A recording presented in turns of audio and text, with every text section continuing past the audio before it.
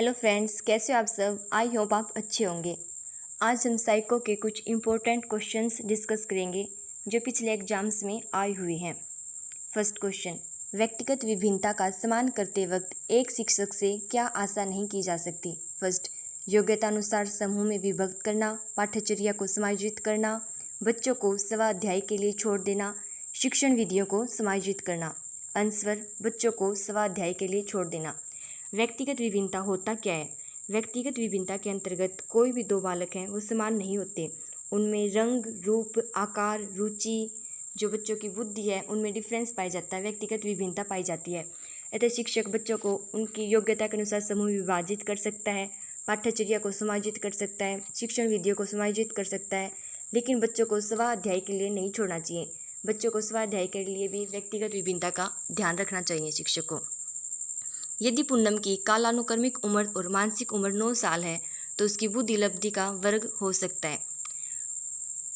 पूनम की कालानुक्रमिक उम्र यानी कि CA, मानसिक उम्र MA। जो IQ पूछा इन्होंने, बुद्धि लब्धि का वर्ग कौन सा हो सकता है? तो IQ का फॉर्मूला क्या होता है? MA/CA × 100, यानी कि MA 9 है, CA भी 9 है, × 100 यानी कि 100 आ गया। 100 कौन सा वर्ग में आता है? औसत वर्ग। 90 से 110 है वो औसत वर्ग के अंतर्गत आता है। एक शॉर्टकट ट्रिक है, अगर जो CA और MA सेम होता है तो हमेशा औसत वर्ग में आता है। अतः इसका आंसर क्या होगा? औसत वर्ग। निम्न में से कौन से संलिप्तता के लक्षण हैं? कमजोर सामाजिक व्यवहार, रूढ़िबद्ध व्यवहार, कमजोर संप्रेषण या फिर उपरोक्त सभी। संलिप्तता के लक्षण उपरोक्त सभी आएगा। संलिप्तता होता क्या है? इसको हम ऑटिज्म भी कहते हैं। जो संलिप्तता है ये 2 अप्रैल को मनाया जाता है। जैसे ऑटिज्म, संलिप्तता, आत्म विभोग, स्वप्रायणता, ये सभी ऑटिज्म के अदर्स नेम है। ऑटिज्म है, इसकी शुरुआत सबसे पहले लियो केनर ने इसकी खोज की थी, ऑटिज्म के बच्चों की। ऑटिज्म के अंतर्गत क्या आता है कि इसमें बच्चा अंतःक्रिया नहीं करता, वो कम बोलता है, हकलाकर बोलता है, बच्चा एकांतवासी रहता है, मतलब एक ही व्यवहार को बार बार करता है, यानी कि इसका आंसर क्या होगा? उपरोक्त सभी। मात्रात्मक व्यक्तिगत क्षमता रूपी प्रक्रिया को कहा जाता है? विकास, वृद्धि, संतुलन, परिपक्वता। वृद्धि और विकास होता क्या है? वृद्धि के अंतर्गत मात्रात्मक जो व्यक्तिगत अक्षमता है वो देखी जाती है, लेकिन विकास के अंतर्गत मात्रात्मक और गुणात्मक क्षमता देखी जाती है। वृद्धि एक विकास का पार्ट है। तो क्वेश्चन में क्या है कि मात्रात्मक व्यक्तिगत क्षमता रूपी प्रक्रिया को कहा जाता है? आंसर होगा इसका वृद्धि। ग्रोथ जो कि मात्रात्मक से रिलेटेड है और जो डेवलपमेंट है वो मात्रात्मक और गुणात्मक से रिलेटेड है। इसका आंसर होगा वृद्धि। किशोरावस्था में एक बच्चे के उचित विकास हेतु माता पिता तथा शिक्षक निम्न कार्य कर सकते हैं? लिंग शिक्षा का उचित ज्ञान देना, उचित वातावरण प्रदान करना, परामर्श और मार्गदर्शन से सेवा की व्यवस्था करना, उपरोक्त सभी। अतः इसका आंसर होगा उपरोक्त सभी। जो किशोरावस्था में एक बच्चे के विकास हेतु माता पिता और शिक्षक है, उन्हें लिंग की शिक्षा उचित देनी चाहिए, उचित वातावरण देना चाहिए, उन्हें अच्छा परामर्श मार्गदर्शन देना चाहिए। इस माता पिता और शिक्षक का कर्तव्य होता है। इसका आंसर होगा उपरोक्त सभी। निम्न में से कौन क्रियात्मक शोध से संबंधित नहीं है? क्रियात्मक शोध सिद्धांत निर्माण में सहायता करता है, यह व्यवहारिक समस्या के समाधान करने में सहायक है, त्वरित चिंताजनक समस्या के ऊपर यह केंद्रित है, यह रचनात्मक प्रतिक्रिया देता है, जैसे उद्देश्य और प्रणाली में खुला परिवर्तन होता है। आंसर होगा A, क्रियात्मक शोध सिद्धांत निर्माण में सहायता करता है। मतलब क्वेश्चन में क्या पूछा है कि जो क्रियात्मक शोध से संबंधित नहीं है। तो क्रियात्मक शोध क्या होता है? इसके अंतर्गत जो विद्यालय या फिर खुद से रिलेटेड समस्याओं को सोल्व किया जाता है, जैसे अध्यापकों या द्वारा, बच्चों के द्वारा, मतलब विद्यालय की समस्याओं को उसमें सोल्व किया जाता है, उन्हें दूर किया जाता है। तो क्रियात्मक जो शोध है इसके अंतर्गत कोई सिद्धांत का निर्माण नहीं होता। एक शिक्षक अपनी कक्षा में थोर्नडाइक के सिद्धांत को लागू करने जा रहा है। निम्नलिखित में से क्या शिक्षक को लागू नहीं करना चाहिए? बच्चों को तैयार किया जाना चाहिए और उन्हें कार्य सीखने हेतु सही रूप से प्रेरित किया जाना चाहिए। बच्चों को नई चीज़ें सीखने हेतु खोज विधि के लिए उन्मुख किया जाना चाहिए। उचित अभ्यास तथा ड्रिल कार्य किया जाना चाहिए। जहाँ तक हो शिक्षक को पुरस्कार का उपयोग किया जाना चाहिए। सही रूप से करने की कोशिश करनी चाहिए। इसका आंसर क्या होगा? B, बच्चों को नई चीज़ें खोजने हेतु खोज विधि के ये उन्मुख किया जाना चाहिए। जो थोरनडाइक का सिद्धांत है, इसमें पूछा है कि थोरनडाइक के सिद्धांत के अंतर्गत एक शिक्षक को क्या लागू नहीं करना चाहिए। जो थोरनडाइक का सिद्धांत है ये प्रयास एवं त्रुटि का सिद्धांत है, यानी कि जो पहले गलती करके फिर सीखता है, बार बार अभ्यास के अंतर्गत सीखता है। तो जो थोरनडाइक के सिद्धांत में कोई खोज विधि का कहीं पर भी वर्णन नहीं किया गया है, इसका आंसर होगा बी, क्योंकि इसमें उचित अभ्यास और ड्रिल का कार्य किया जाना चाहिए।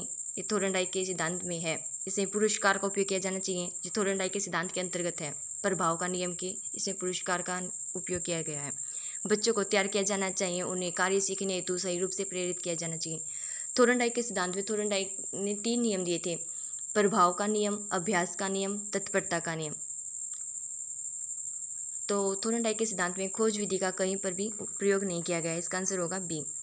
खाली स्थान बाल्यावस्था के दौरान अपने तथा दूसरों के नजरिए में फर्क करने में अयोग्यता को दर्शाता है। केंद्रस्थ, आत्म केंद्रस्थ, जनात्मवाद या फिर इनमें से कोई नहीं। बाल्यावस्था के दौरान अपनी और दूसरों के नजरिए में फर्क करने में योग्यता को दर्शाता है। इसका आंसर होगा आत्म केंद्रस्थ, ईगोसेंट्रिज्म। ईगोसेंट्रिज्म क्या होता है कि ईगोसेंट्रिज्म के अंतर्गत जो बच्चा है वो खुद को महत्व देता है, खुद को ही केंद्र समझता है, मतलब किसी दूसरे की बात नहीं समझता। ये ईगोसेंट्रिज्म होता है। इसकी बात किसने की थी? जीन पियाजे ने। जीन पियाजे ने ईगोसेंट्रिज्म में 3 पर्वतों की बात की थी। और जो एनिमिज्म होता है, इसमें बच्चा जो निर्जीव चीज़ है उसको भी सजीव समझता है। इसकी बात भी जीन पियाजे ने की थी। सेंट्रिज्म की बात भी जीन पियाजे ने की थी। इसका आंसर क्या होगा? आत्म केंद्रस्थ, मतलब बच्चा जो है अपने और दूसरे के बीच में फ़र्क नहीं नज़र कर पाता।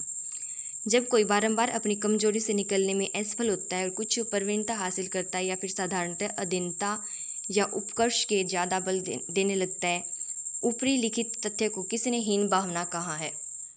कार्ल गस्टव युंग, सिगमंड फ्राइड, करेन हार्नी, अल्फ्रेड एडलर। जो हीन भावना वो अल्फ्रेड एडलर ने कहा है। इसका आंसर होगा डी। अत्यंत निपुणतापूर्वक अधिगम पद्धति जिस पर बंडूरा तथा वाल्टर ने बल दिया वे हैं पुरस्कार तथा सजा, निरीक्षण युक्त अधिगम या अनुकरण, शव वास्तविकरण या फिर उपरोक्त सभी। जो अत्यंत निपुणतापूर्ण अधिगम पद्धति है, मतलब जिस पर बंडूरा ने बल दिया है, वो है निरीक्षण युक्त अधिगम या अनुकरण। आंसर होगा बी।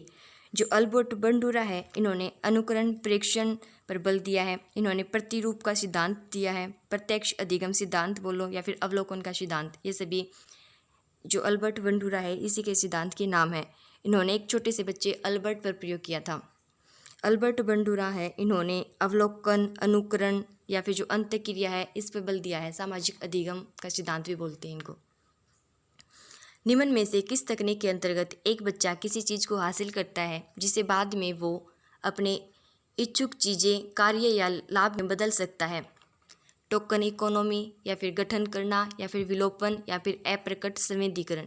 आंसर होगा टोकन इकोनॉमी। टोकन इकोनॉमी के अंतर्गत एक बच्चा व्यवहार करता है, उसे बाद में जैसे पुरस्कार के रूप में कोई टोकन दिया जाता है। एक 5 वर्ष के बच्चे में दूसरे के प्रति प्रतिक्रिया तथा संप्रेषण में कमी है तथा सामान्य व्यवहार को बारंबार करता है, ये किस चीज़ का लक्षण का प्रतीक है? श्रवण बाध्यता, शैक्षिक पिछड़ापन, शैशव संलिनता, अधिगम अक्षमता। ये क्वेश्चन पहले भी आ चुका है इसी से रिलेटेड। इसका आंसर होगा शैशव संलिनता।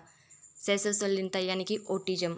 ओटिज्म दिवस 2 अप्रैल को मनाया जाता है। ओटिज्म के अंतर्गत बच्चा अंतःक्रिया नहीं करता, कम बोलता है, प्रतिक्रिया नहीं करता, एकांतवासी रहता है, रूढ़िबद्ध व्यवहार होता है, मतलब सामाजिक व्यवहार में अंतःक्रिया नहीं करता। तो इसका आंसर क्या होगा? शैशव संलिनता। इंपॉर्टेंट क्वेश्चन है ये।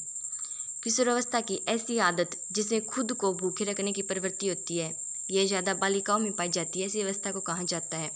एनोरेक्सिया नर्वोसा, डेलिरियम ट्रेमेंस, शवलिनता, डाउन सिंड्रोम। शवलिनता अभी हमने पढ़ा था, ऑटिज्म क्या होता है। तो इसका आंसर क्या होगा? Anorexia nervosa. एनोरेक्सिया नर्वोसा इसके अंतर्गत क्या होता है कि जो बच्चा है खुद को भूखा रखता है, कहीं वो मोटा नहीं जाए। ये ज़्यादातर बालिकाओं में पाई जाती है।